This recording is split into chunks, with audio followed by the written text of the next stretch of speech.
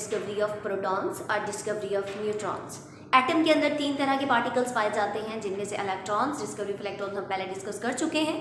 Remaining discovery of protons और neutrons आज हम पढ़ेंगे। तो अगर हम बात करें प्रोटॉन्स की discovery, it's mean canal rays जिन्हें हम कहते हैं। अभी हम देखेंगे कि इनको कैनाल रेस क्यों कहा जाता है। सबसे पहले 1886 में गोल्डस्टीन ने इनको डिस्कवर किया था।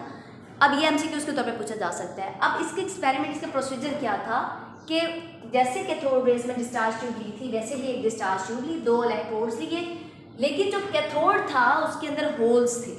ठीक है, कैथोड जो था वो क्या लिया, ऐसा उन्होंने इलेक्ट्रोड लिया जिसमें होल्स मौजूद थे। दोनों को बैटरी से कनेक्ट किया, वैक्यूम से, उसके अंदर जो हवा होती है वैक्यूम पंप से उसकी हवा निकाल दी जाती है, गैसेज डिस्चार्ज कर दी जाती हैं। बैटरी को ऑन करें, कनेक्ट करें और करंट दें तो इलेक्ट्रॉन्स, जाहिर सी बात है, करंट किस तरफ से कैथोड से एनोड की तरफ जाता है। जब इलेक्ट्रॉन्स मूव करते हैं टुवर्ड द एनोड तो ये बेसिकली ऑपोजिट डायरेक्शन में मूव करेंगे, क्योंकि इलेक्ट्रॉन्स पे चार्जेस होते हैं नेगेटिव और एनोड पे चार्ज होता है पॉजिटिव, तो वो ऑब्वियसली वो उसको अट्रैक्ट करेंगे। लेकिन जो हम जैसे जब गैस के मॉलिक्यूल्स यहाँ पे जो मौजूद हैं, जब इलेक्ट्रॉन्स उनसे हिट करेंगे तो उनके इलेक्ट्रॉन्स को नॉकआउट कर देंगे, निकाल देंगे। ठीक है, जैसे ही ये इधर गैस के मॉलिक्यूल्स मौजूद होंगे, इनसे टकराएंगे, इसके इलेक्ट्रॉन्स वैलेंस शेल से क्या हो जाएंगे, रिमूव हो जाएंगे, लॉस ऑफ इलेक्ट्रॉन होगा। आपको पता है कि लॉस ऑफ इलेक्ट्रॉन से क्या बनते हैं, कैटायंस बनते हैं। जैसे ही इलेक्ट्रॉन हिट करेगा गैस के मॉलिक्यूल्स को, उसके आखिरी शेल से इलेक्ट्रॉन्स निकल जाएंगे। इलेक्ट्रॉन्स निकल के मूव करना स्टार्ट कर देंगे इसमें, और उसके ऊपर चार्ज क्या आ जाएगा, गैस के मॉलिक्यूल्स के ऊपर पॉजिटिव चार्ज आ जाएगा, जिसे हम कहते हैं प्रोटॉन्स। अब जैसे ही इसके ऊपर पॉजिटिव चार्ज आएगा तो ये इस तरह से हम उसको शो करते हैं। अब ये पहले तो मूव कर रहे थे इस तरफ, इलेक्ट्रॉन्स तो मूव कर रहे हैं एनोड की तरफ, लेकिन जो पॉजिटिव चार्जेस बने हैं, जिन्हें हमने कहा है एनोड, ये प्रोटॉन्स बने हैं, ये बेसिकली फिर मूव करेंगे कैटायंस कैथोड की तरफ, ऑपोजिट डायरेक्शन में मूव करना स्टार्ट हो जाएंगे। क्योंकि पॉजिटिव चार्जेस अगर इस तरह मूव करेंगे तो ये तो रिपल्शन होगी, सेम चार्जेस हो जाएंगे। बेसिकली जो हमारे पास पॉजिटिव चार्जेस हैं, यहाँ पे जो कैटायंस हैं, ये मूव करेंगे कैथोड की तरफ, क्योंकि डिफरेंट चार्जेस हमेशा अट्रैक्ट करते हैं। इसके बाद आती है इसकी प्रॉपर्टीज। प्रॉपर्टीज में फर्स्ट प्रॉपर्टी जो होती है, स्ट्रेट लाइन होते हैं। ठीक है, ये स्ट्रेट लाइन में मूव करते हैं। जैसे अगर हम बात करें प्रोटॉन्स की, ये कैथोड रेस थी, टुवर्ड द एनोड मूव कर रही थी स्ट्रेट लाइन में। इसी तरीके से जो हमारे पास कैटायंस बनते हैं, ये भी टुवर्ड कैथोड मूव कर रहे होते हैं स्ट्रेट लाइन में। इसके बाद आती है deflection, shows that these are the positively charged. अब इनकी जो डिफ्लेक्शन, इनका जो झुकाव है, वो असल में कैथोड की तरफ, इलेक्ट्रोड जो था नेगेटिवली चार्ज इलेक्ट्रोड था, कैथोड उसकी तरफ था। तो फिर इससे अंदाजा लगाया जा सकता है कि अगर ये इलेक्ट्रॉन्स जो ये प्रोड्यूस हुए चार्जेस, ये मूव कर रहे हैं कैथोड की तरफ, तो ऑब्वियसली उसके ऊपर चार्ज क्या होगा, उसके ऑपोजिट होगा, तो वो चार्ज क्या होगा, नेगेटिव। ठीक है, तो इससे पता चला कि जो डिफ्लेक्शन है वो ऑपोजिट की तरफ हो रही है, तो ये क्या है, पॉजिटिवली चार्ज है। फिर इसके बाद आता है बेटा, nature of canal rays depend करती है nature of a gas which is used into the discharge tube. It's mean जब हमने कैथोड रेस की डिस्कवरी पढ़ी थी, उसमें हम ये कह रहे थे कि जो कैथोड रेस हैं वो बिल्कुल डिपेंड नहीं होती जो गैस यूज की जाती है डिस्चार्ज ट्यूब में, जबकि कैनाल रेस हैं ये डिपेंड करती हैं कि किस तरह से जो गैस यूज की जा रही है डिस्चार्ज ट्यूब में, कि कैसे, मतलब ये डिपेंड होते हैं। इधर देखिए, हमारे पास जो बेसिकली इलेक्ट्रॉन्स होते हैं, प्रोटॉन्स प्रोड्यूस कैसे हुए, जब इलेक्ट्रॉन्स ने हिट किया गैस के मॉलिक्यूल्स को, तो उन्होंने गैस के मॉलिक्यूल्स के वैलेंस इलेक्ट्रॉन्स को नॉकआउट करवा दिया, बाहर निकाल दिया। इलेक्ट्रॉन के लॉस करने से ये खुद किसमें चेंज हो गए, कैटायंस में। तो वो कैटायंस बेसिकली कैसे प्रोड्यूस हुए, by heating the electrons to the gas molecules.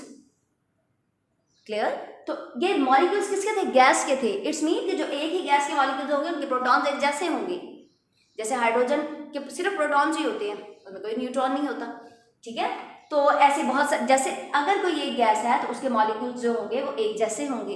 इसीलिए जो प्रोटॉन्स की प्रोडक्शन है, प्रोटॉन, ये जो हमारे पास कैनाल रेज हैं, ये बेसिकली डिपेंड इसलिए करती हैं जो गैस यूज़ की जा रही है डिस्चार्ज ट्यूब में। और जब ये मूव कर रहे होते हैं कैथोड की तरफ, तो ये इतनी स्पीडली मूव कर रहे होते हैं कि ये इधर से टकराते हैं, क्योंकि हमारे पास कैथोड होल नुमा है, यहाँ पे होल्स मौजूद हैं, इनको हम कैनाल्स कहते हैं, ठीक है। तो कैनाल्स के अंदर से गुजर के यहाँ पे आ जाते होते हैं, और इसीलिए क्योंकि ये कैनाल से गुजर के ऑपोजिट डायरेक्शन में जा रही हैं, तो इसको हम कहते हैं, ये क्या है, कैनाल रेज कहा जाता है। अच्छा, इसके बाद हमारे पास नेक्स्ट पॉइंट आता है, do not originate from the anode. जैसे अब कैथोड प्रोड्यूस हो रहे थे ना, इलेक्ट्रॉन जो प्रोड्यूस हो रहे थे, जो हमारे पास कैथोड रेज थी, कैथोड से प्रोड्यूस हो रही थी, लेकिन जो हमारे पास एनोड है, जो प्रोटॉन्स है, ये एनोड से प्रोड्यूस नहीं होते, क्योंकि ये तो प्रोड्यूस हो रहे हैं कि जब इलेक्ट्रॉन्स गैस के मॉलिक्यूल से हिट करेंगे, करंट हमेशा कैथोड से एनोड की तरफ जाता है, तो ये एनोड से प्रोड्यूस नहीं होंगे। इसके बाद हमारे पास आता है इनका जो मैस होता है, mass of protons equal to the mass of neutrons के बराबर होता है इनका मैस, लेकिन इनका जो मैस है वो इलेक्ट्रॉन से तकरीबन 1840 टाइम ग्रेटर होता है। जो प्रोटॉन्स का मैस है वो इलेक्ट्रॉन्स के मैस से 1840 टाइम ग्रेटर होता है। यही वजह है कि जो एटम है वो स्फेरिकल है, उसका न्यूक्लियस बहुत थोड़ी सी जगह पे होता है, तो बहुत थोड़ी सी जगह में होने के बावजूद भी वो उसको स्टेबल करता है, न्यूट्रलाइज करता है, क्योंकि वो उससे हैवियर है, चाहे वो थोड़ी सी जगह पे है, लेकिन वो उससे हैवियर है, 1840 टाइम हैवियर है इसकी वजह से। और इलेक्ट्रॉन्स का जो एरिया होता है वो सारा बाहर वाला इलेक्ट्रॉन्स का एरिया होता है, सिर्फ प्रोटॉन्स और न्यूट्रॉन्स इलेक्ट्रॉन्स के न्यूक्लियस में मौजूद होते हैं, तो वो इतने हैवी हैं कि वो उसके सारे जो उसका स्फेरिकल पार्ट है, जितने उसके शेल्स हैं, उन सबको क्या कर रहा होता है, नलीफाई कर रहा होता है, न्यूट्रल कर रहा होता है। क्लियर। अब अक्सर बच्चे पूछते हैं कि यहाँ पे तो एक इलेक्ट्रॉन है, तो यहाँ पे दो कहाँ से आ गए, ठीक है, यहाँ पे दो कहाँ से आ गए।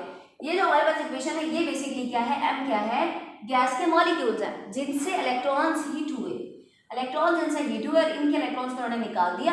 अब जो इलेक्ट्रॉन निकला है, ठीक है, जो इसने इलेक्ट्रॉन निकाला है, वो इलेक्ट्रॉन और ये इलेक्ट्रॉन मिलकर क्या बना देंगे, 2e, और जो पीछे जो हमारे पास गैस के मॉलिक्यूल्स हैं उनके ऊपर चार्ज क्या आ जाएगा, प्लस चार्ज। इन्हीं को हम कहते हैं कि ये कैनाल रेज है, क्योंकि ये मूव कर रही होती है टुवर्ड द कैथोड। इसके बाद हमारे पास आता है बेटा discovery of neutron. Discovery of neutron जो चैडविक ने डिस्कवर की थी न्यूट्रॉन 1932 में। ये बेसिकली कैसे हुई थी, जब अल्फा पार्टिकल्स की बौछार करवाई गई थी बेरिलियम के पे, और बेरिलियम के जैसे इसकी बौछार करवाई गई तो इससे प्रोड्यूस हुआ एक कार्बन और दूसरे न्यूट्रॉन्स। अब देखें, इक्वेशन को याद करना डिफिकल्ट नहीं होता बिल्कुल भी, लेकिन थोड़ी सी समझने की बात होती है। अब ये हमारे पास क्या है, अल्फा पार्टिकल्स क्या होते हैं, हीलियम के न्यूक्लियाई, तो ये क्या आ जाएगा, हीलियम का एटॉमिक नंबर क्या होता है 2, और मास नंबर तकरीबन इससे डबल होता है एटॉमिक नंबर की, या सम टाइम डबल से ज़्यादा हो जाता है, तो इसका जो मास नंबर होगा वो 4। और किस पे बौछार करवा रहे हैं, बेरिलियम पे, तो बेरिलियम का एटॉमिक नंबर क्या होता है 4, जबकि इसका मास नंबर मैंने कहा अभी कि मास नंबर एटॉमिक नंबर के डबल होता है या एक ज़्यादा होता है, तो 4, 8 और 1 क्या होगा 9, तो 4 इसका एटॉमिक नंबर और मास नंबर क्या होगा 9। जैसे ये इससे हिट करेगा तो ये क्या प्रोड्यूस करेगा, एक न्यूट्रॉन और साथ ही कार्बन एटम। अब देखिए 9 और 4 कितने हो गए 13, तो कार्बन का मास क्या है 12 और 1 13। इसी तरीके से अगर हम एटॉमिक नंबर्स को करें 2 और 4 6, कार्बन का एटॉमिक नंबर क्या है 6, पीछे बच गया 0, तो न्यूट्रॉन के क्या आता है 1 0। क्लियर। इसके बाद आती है इसकी प्रॉपर्टीज जो कि शॉर्ट क्वेश्चन में पूछी जाती हैं। प्रॉपर्टीज ऑफ न्यूट्रॉन्स क्या होती हैं, न्यूट्रॉन्स पे कोई चार्ज नहीं होता, दीज आर न्यूट्रल, ठीक है, इनके ऊपर कोई भी चार्ज नहीं होता। हाईली पेनिट्रेटिंग, इनकी पेनिट्रेटिंग पावर बहुत ज़्यादा होती है, पेनिट्रेट बहुत ज़्यादा करती हैं ये। इसके बाद mass of neutrons almost equal to nearly equal to the mass of protons, जितना मैस प्रोटॉन्स का होता है उतना ही तकरीबन न्यूट्रॉन्स का होता है। तो ये थी हमारे पास discovery of canal rays and discovery of neutrons and the properties of the canal rays and properties of